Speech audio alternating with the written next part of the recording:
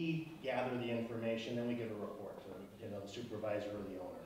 And so what's in the record is an attorney-client privileged material and a report with whatever corrective action recommendation. They don't have all the background.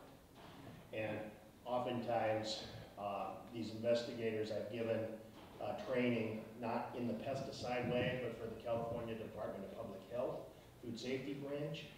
They ask people, I mean, they're instructed and trained to ask for that information. And if you've had an attorney do it, it's privileged. And some of you want to really get to the bottom of something so it doesn't happen again. Others, the breakdown is pretty clear, and you know the correction is basically reminding someone or telling them, you can't do that. It's a training.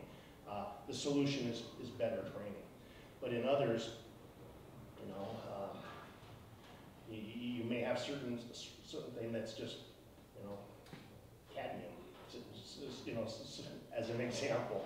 Not a pesticide, just not a pathogen that it's, removed, but it may be present and you may need to do your own work on how are we going to deal with this, or at least give it some thought. You don't want to be introspective and examine your own practices and then be beat up with your own reports and your own investigation. So that's something that you may want to think of, not just in the pesticides, but in your food safety plans, to have some way that if you are going to make a concerted effort to get to the root cause of some problem, that you do it in such a way that you're not providing the investigator with all the information they need to basically criticize you or prosecute you. That was the main reason that one of the spinach cases went to trial.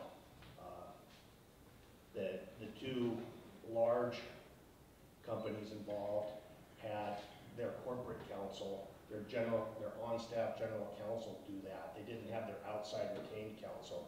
And I was offering as the outside retained counsel for one of the parties to do it, and I was politely rebuffed by the large San Francisco and Los Angeles firms, which know so much more than a firm who's been doing agriculture law in the agricultural area for the last 30 years. And everyone knows the $1,000 and $1,500 lawyers from San Francisco and Los Angeles who don't know a grower shipper from a farmer, would know so much more than us. And all of their materials, which they thought were confidential, were exhibits 1 through 100 when that case went to trial. And there's nothing worse than thinking your conversations are confidential and finding out they're not. Because people do tend to appreciate what speaking with their priest, or their lawyer, their doctor, that certain communications are confidential. And you say things in an unguarded manner. So I would say if the investigation is for cause, because they have found something in your product, treat it, you may be kicked right into a recall anyway, depending on what it is, but treat it like it's a recall. Treat it with respect, and be careful, because I don't think anything anybody was doing in the spinach case was illegal, but it was something that 5 years later, when presented to a jury in Utah, it was embarrassing, because a lot was found out between September, October 2006 and January, February 2011 when that case went to trial. In almost 4.5 years, there were over 100 research papers done in ag programs all over the West Coast, all doing one little part of the outbreak.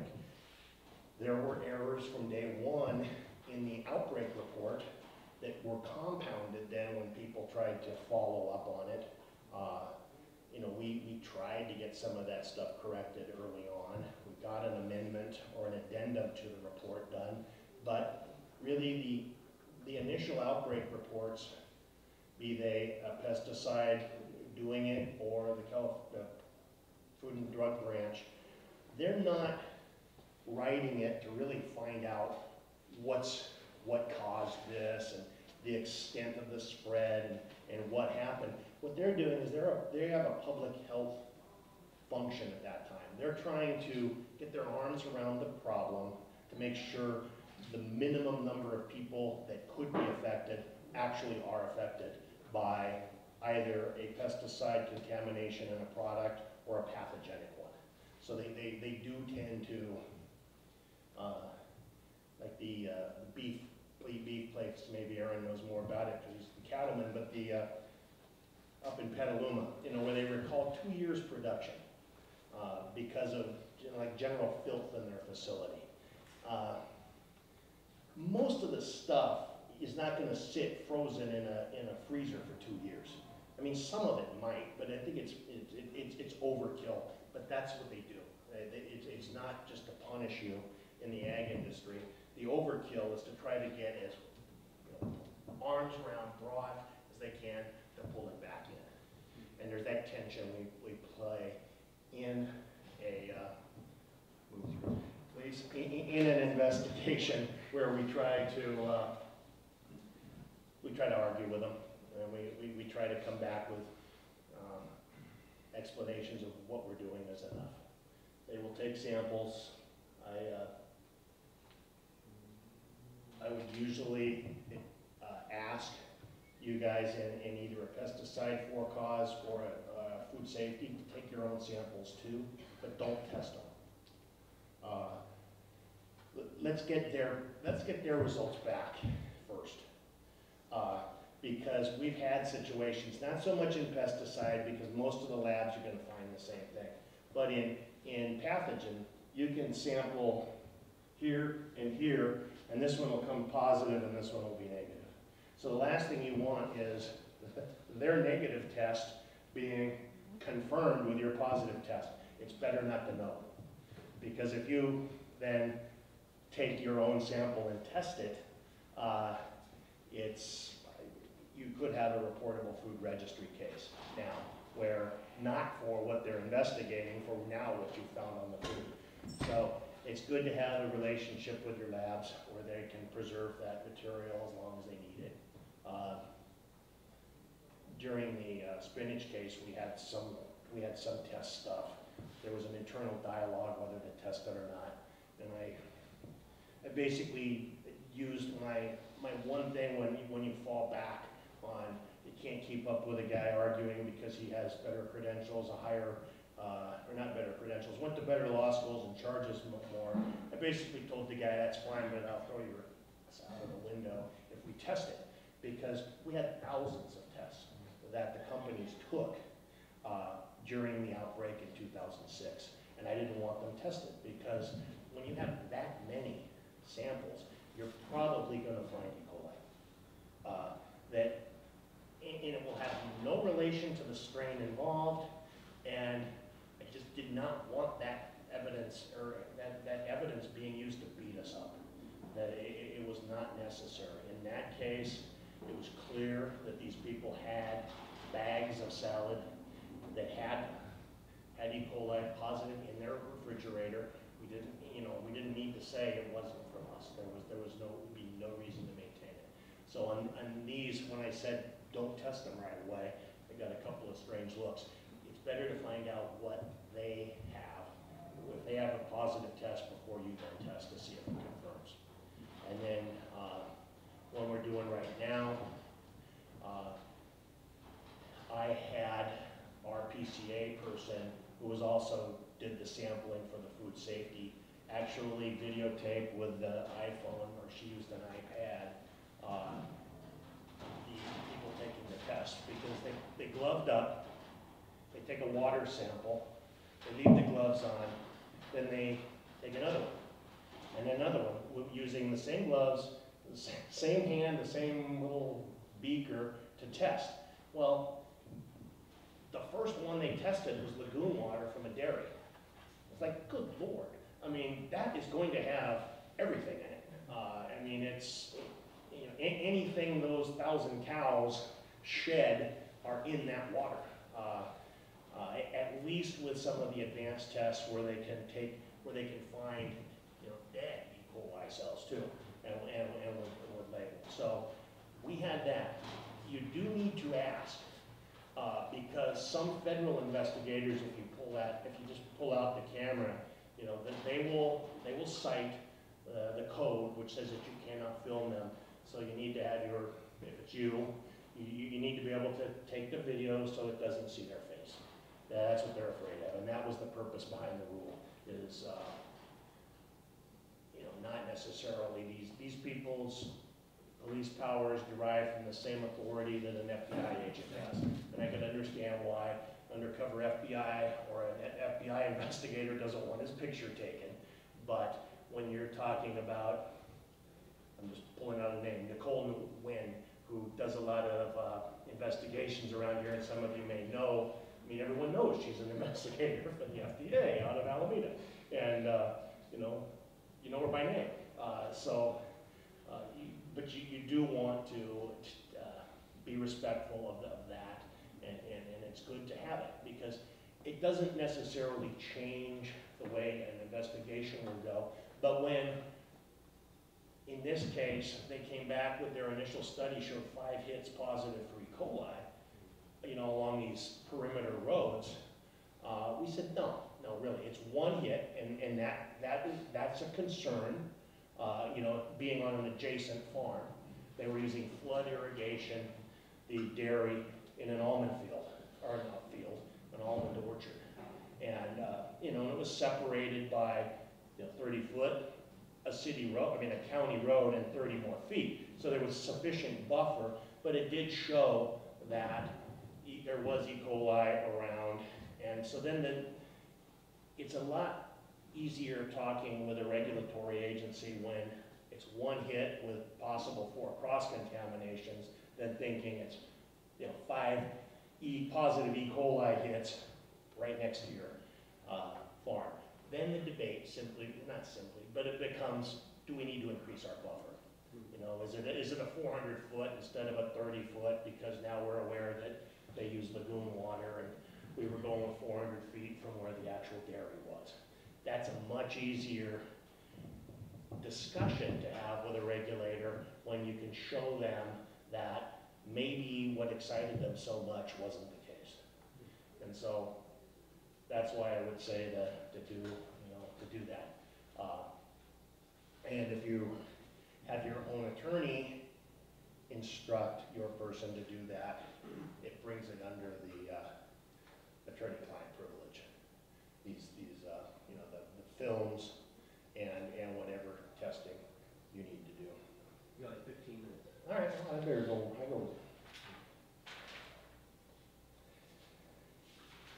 I know this is a DPR thing, and you need to have some, so it's way up in front.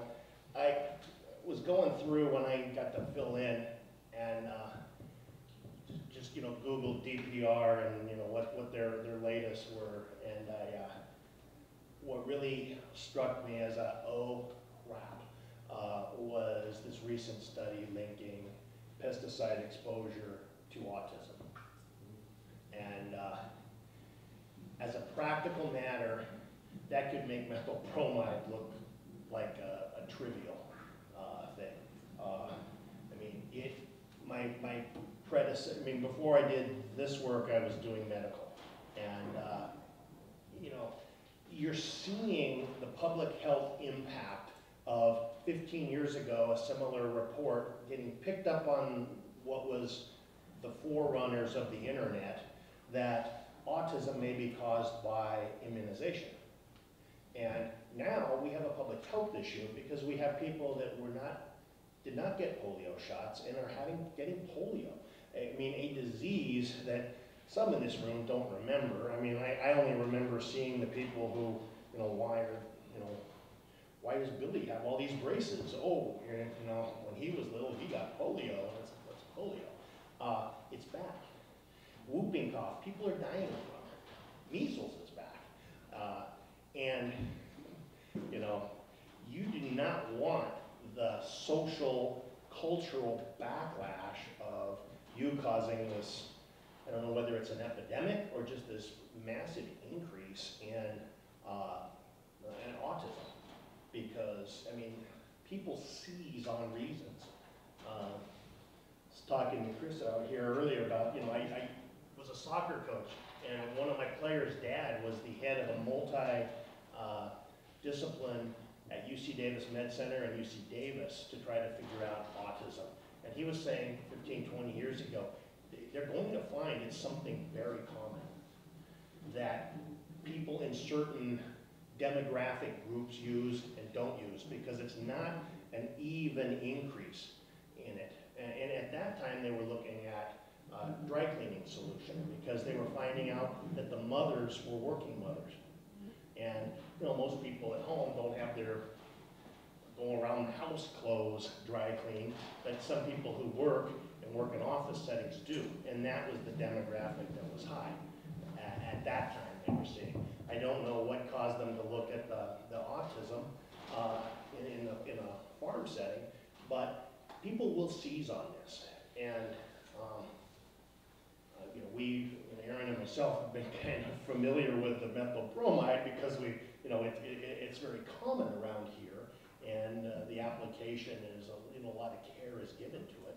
I don't want to get into that debate, but you know, if these reports get picked up in the newspapers more, it's a real, you know, you as an industry are going to need to kind of come up with a unified response, because there'll be a lot of misinformation, and people are not going to appreciate, well, that was this family and I use that family. Do you have a question? Yeah, I got a question. Going back to the food safety, you mentioned a standardization coming on that, or down the road?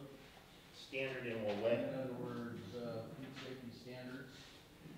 Well, yeah, the regs were supposed to be out now, and because of the regulations, Congress passes a law, very broad, and they gave the FDA rulemaking authority. And that's fairly common. The regulations, just like in the state, that if you go to the state codes, they're too broad. Then you have to drill down into what the actual departments do. Those are coming out. They're saying off the record probably early next year. When I say we don't have much to worry about, I don't mean it in that we can ignore them. But most of the people around here, if you're complying with the Strawberry Commission rules, the Leafy Green Marketing Association rules, you're already in compliance with what they're going to do. Water, there are a few exceptions that, you know, that there will be some increased level of regulations on. But in general, if you're complying with those Cantaloupe Board, a lot of the California Ag, like we said when we were introduced, we really are at the lead of a lot of where we've actually got together and recognized we've had a problem and done something about it, rather than, you know, waiting to have it imposed on us. So most of the guys here, if a certain part of your operation is one of those crops, you are likely, you know, as your entire operation, complying with the rules that will be coming out in the food safety modernization. The reason I asked on this is about 3 years ago, I was a food safety guy for a friend of mine's packing company. We packed for a large produce company. And the rules, you can just go out in the field, they're all over the board. Somebody's doing this and somebody's doing that. And you'll talk to anybody who's in food safety, and they'll mention that. Yeah. They're all over the board.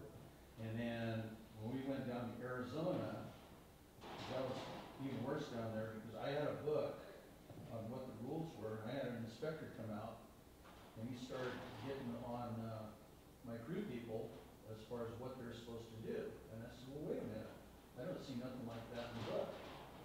And the guy goes, oh, well, you know, I was just kind of testing you, that type of thing. But basically, the guy didn't know what he was doing. You know, he was on this, and he didn't know how to speak Spanish either. He was on this lady who was the particular foreman on that machine. So So I mean, it's interesting, and to tell you the truth, ever since I spent about a year on that, so now when I'm